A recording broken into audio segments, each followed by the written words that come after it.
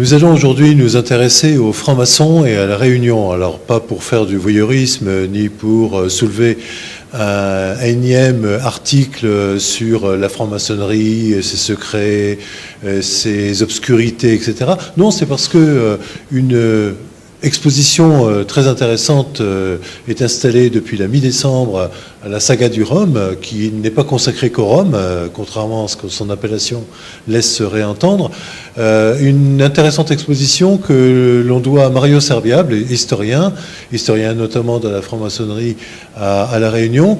Et à mes côtés, François Benito va nous expliquer justement quel est le rapport entre la franc-maçonnerie et la Réunion, et puis en quoi la franc-maçonnerie a influencé la vie sociale, la vie économique, la vie intellectuelle, en tout cas, à La Réunion. Alors, il y a une première question, François, c'est que les premières loges à La Réunion apparaissent quand ? Alors, les premières loges à La Réunion, la première loge apparaît en 1777, à peine 4 ans après la fondation du Grand Orient de France. Donc une création relativement rapide par rapport à la métropole. Tout à fait. Tout à fait, oui. C'est en fait, à l'époque, les loges suivaient les bateaux, ce qu'on appelait les loges flottantes. Donc elles ont suivi une route commerciale et maritime. Elles sont arrivées à La Réunion, et puis le fondateur, qui est un certain Monsieur Perrier, a fondé la première loge à La Réunion. Une autre idée traîne souvent dans les esprits, selon laquelle les francs-maçons seraient des artisans du progrès économique, du progrès social. Qu'en est-il à La Réunion ? C'est vrai. À La Réunion, ça a été le cas. Ça a été un vecteur de progrès social et d'humanisme, parce que les francs-maçons, à l'époque, ont embrassé la cause de l'abolitionnisme.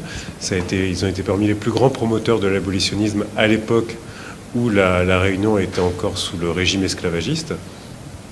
Et assez rapidement, dès les années 1830, il y a une fondation, la fondation d'une association qui s'appelle les Francs Créoles, et qui promeuvent cette cause, qui promeuvent également davantage de liberté politique à La Réunion, en favorisant la fondation d'un conseil colonial qui sera l'ancêtre du conseil départemental, et en mettant en place une nouvelle organisation du travail qui est la mise en place d'une grande usine sucrière, en fait, parce qu'à l'époque chaque plantation avait sa propre petite usine de transformation du sucre.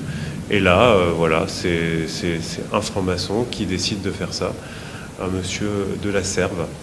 Et il est d'ailleurs à l'origine, pour l'anecdote, de l'arrivée des premiers engagés indiens qui arrivent librement sur l'île, parce qu'ils sont considérés comme des spécialistes du sucre et de la transformation de la canne à sucre.